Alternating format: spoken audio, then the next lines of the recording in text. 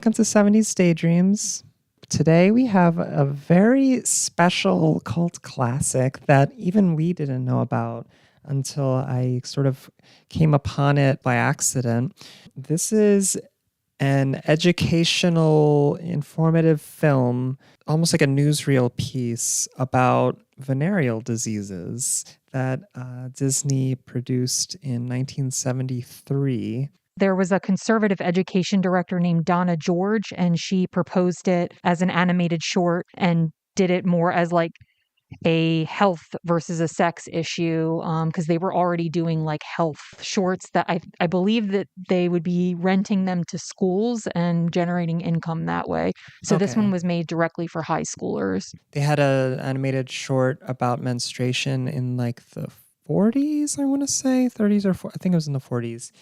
And they have, you said there's a few other ones. But... Yeah, I actually found quite a bit. I mean, and it was going back to the 60s, but then there's a lot in the 70s as well. These like short educational pieces. Not all of them are about health, but yeah, a good deal of them were. I was just a bit surprised to find it because when we think of Disney, we just think of fictional, animal stories and everything. And long form a lot of times. Long form. And so it was interesting that they were involved in this short form educational, like newsreel-ish type content, which is, that's important. But yeah, it was just surprising, because Disney is known for trying to maintain a very squeaky clean image. And so the fact that they made an educational short about STIs was quite... That was kind of funny. I was like, wait, really? Yeah, and that they included some pretty progressive ideas in it as well. I know that there was a shorter version that was 14 minutes long. The one that we watched was 16, where they took out the condoms completely. Because they thought, well, we're not going to be able to sell this to schools because they're going to want abstinence-only education. So there were two versions, at least, of this one. Yay, America. Mm-hmm. But they talked about birth control. They talked about same-sex contact being a form of... Yeah, and without any judgment that I could detect, right. Which was, pretty impressive. Mm-hmm. I really had no idea what to expect going into this, and especially it being from the 70s, I was like, what? Like this just felt like a gold mine for us, because I was like, this is like perfect. Like this is something not many people know about, and it's very niche and random and kind of weird. So anyway, the actual film is a bunch of like anthropomorphic viruses, and they are organized as like an army, and there's like the main commander who is instructing them on how to best achieve their goal of infecting the body. It's mainly just the commander talking to the troops, and he has like a diagram, and he's explaining the methods of attack the same way a commander would explain like to the actual troops about like, okay, we're going to go, to this point and this. So it was very informative because of the way it was structured. So the main two viruses were gonorrhea and syphilis. I can't remember which one the commander was, or if he was just a general. I don't think he was one of them in particular. I think he was just a germ. Just a germ. And so, yeah, like all of the viruses, like they're all like lined up. I think they have berets on, and it's like S and G on them for syphilis and gonorrhea. Yeah, and he's just kind of laying out a bunch of strategies that are very informative and important for us to know. And he kind of dispels a lot of myths about STIs and transmission and how you can get it versus how you can't. And, there's always just like little old wives' tales and such. In the research that I came across, and there really isn't a whole lot that you can find about this online, there was a really helpful and informative article that I came across called Disney Attacks VD, The Rest of the Story by Wade Sampson. And it's on mouseplanet.org. But this person is calling themselves a Disney historian. So I'm hoping that all of this information is correct, or most of it. But I think that's where I got a lot of it. But Fit to Fight was a silent sex hygiene film from 1919 that follows like 5 men drafted into World War I. And so this I read is kind of a nod to that one originally. But what they wanted to do was use animation because it's not dated in the same way, like people's hair and clothes and all of that stuff.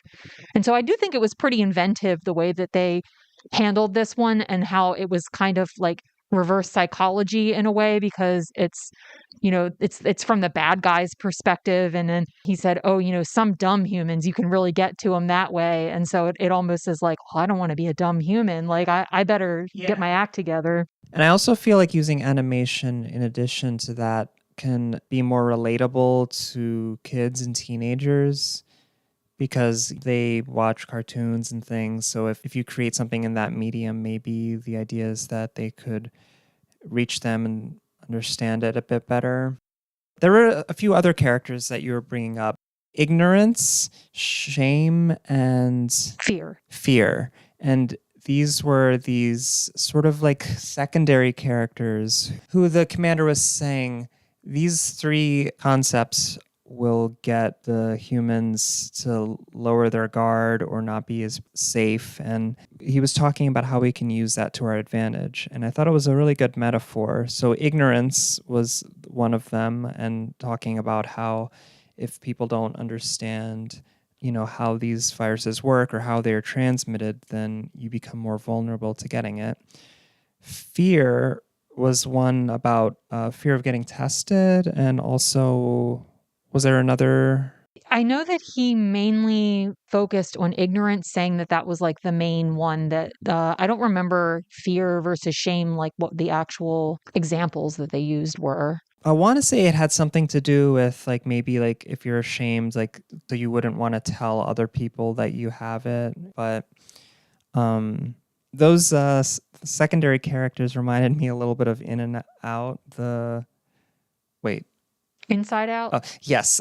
Those secondary characters reminded me a little bit of Inside Out, the movie, because they were sort of these distilled like concepts into like these cute characters, and the faces they were making all like mirrored, what they were supposed to represent. So, like ignorance was kind of like dopey, and then ashamed was always like trying to hide, and fear was just kind of like that's interesting. I didn't really get Inside Out from it, but now that you say that, that totally makes sense because I was thinking that they reminded me of the Phantom Toll Booth at the end where it's like the demons of ignorance.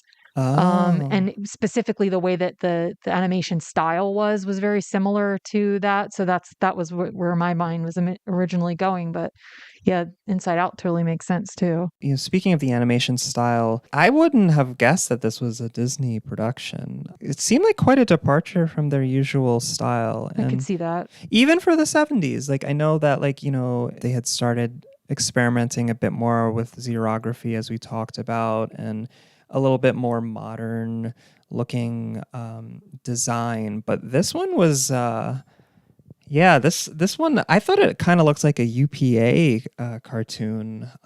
UPA was a very influential animation studio in the US. They existed in 40s, 50s, and beyond.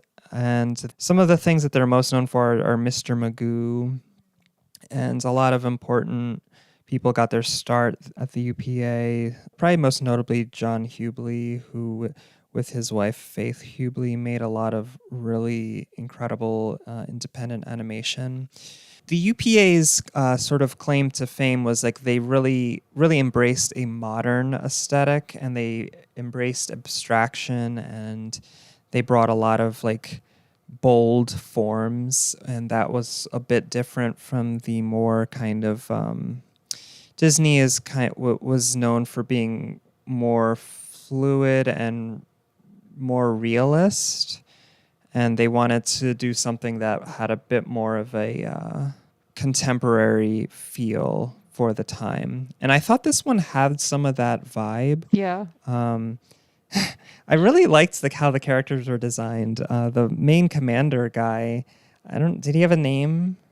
I don't think he did. I don't think so. He reminded me a little bit of Scratch from the show The Ghost and Molly McGee, which is another Disney. It's a show that came out in the past like 5 years, and it's about a ghost and his human friend. And the ghost is like this blue kind of rabble rouser. And I don't know, if he just reminded me a little bit of him.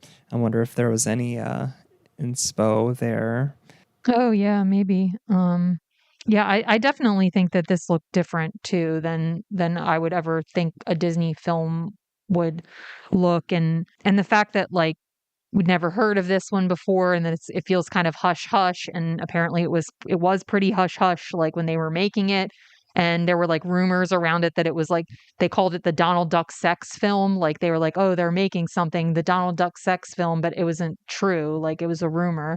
I saw a letterbox review say, oh, it's a shame this isn't on Disney Plus. I Yeah. mean, I'm sure they probably are trying to like, because this was on YouTube, and Disney is pretty serious with their copyright, but it seems like, well, you would think that maybe they would try to take it down because it's so outside of like what they're trying to go for, but also love the backgrounds were very textural and almost like watercolor. Yeah, I would say watercolor too.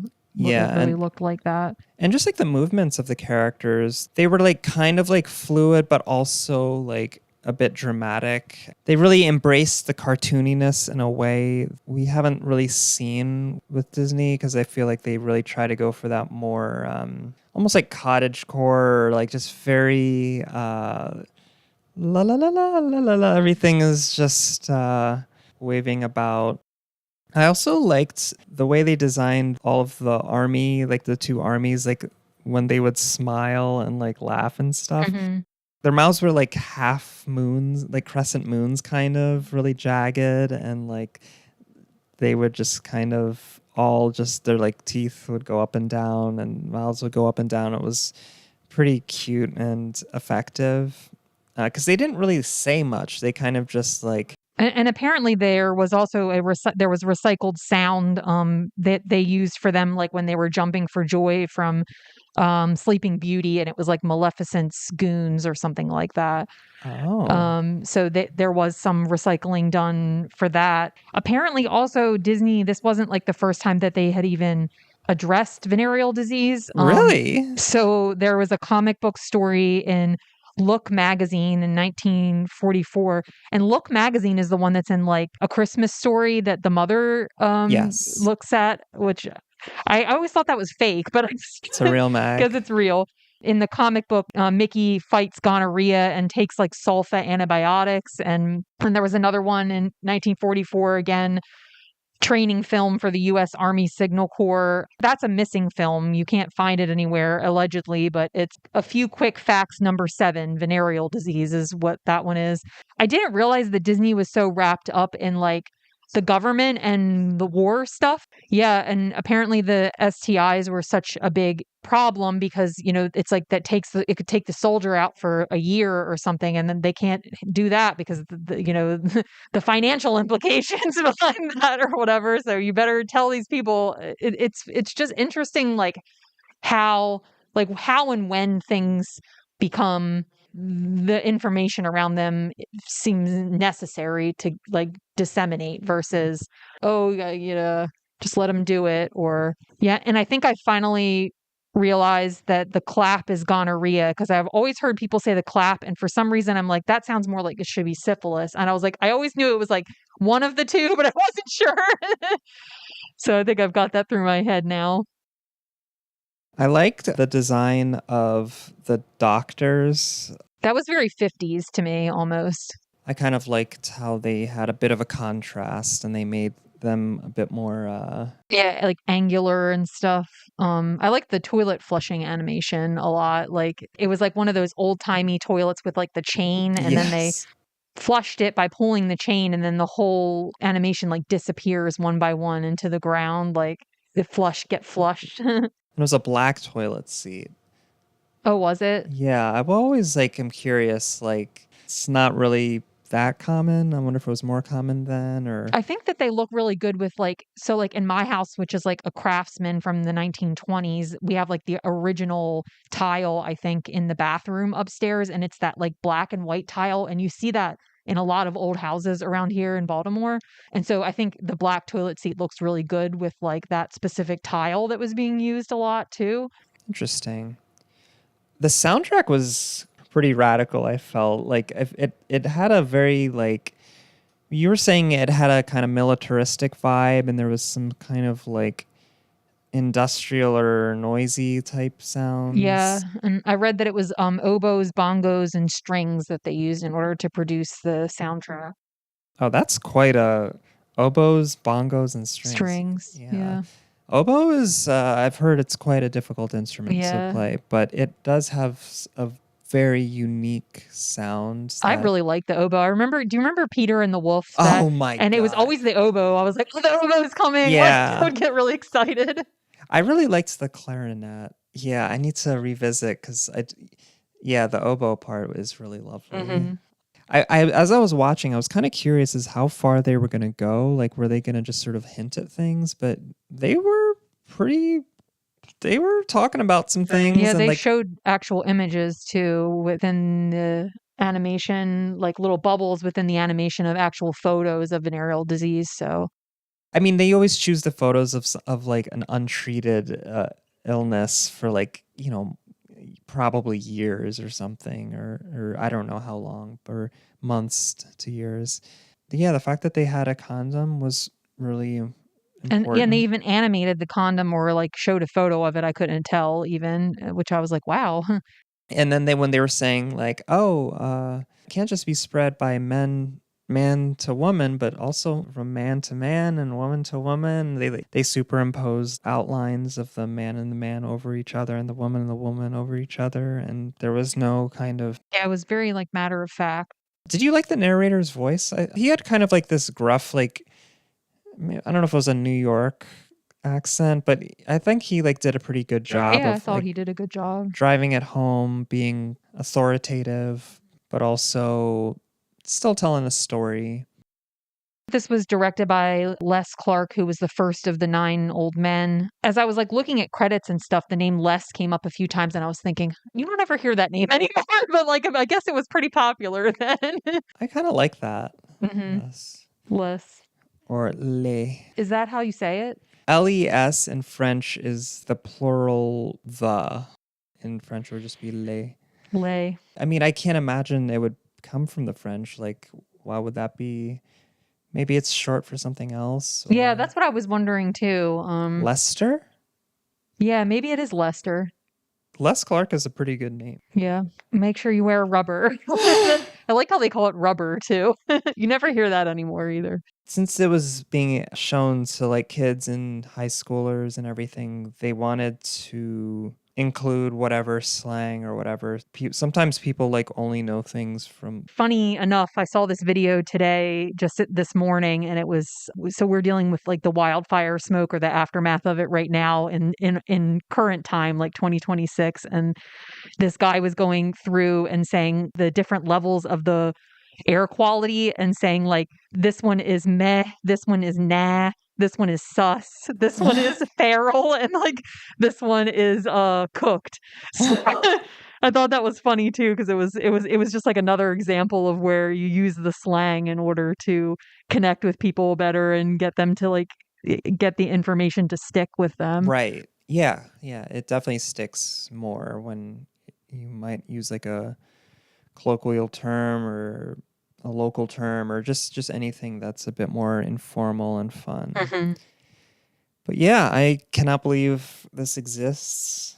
Yep. I'm sure the current Disney execs can't believe that this exists either. Yeah, maybe watch it before it gets down. Yeah, it's on YouTube. Yeah. All right. Well, thanks for listening. Yeah, we'll see you next time.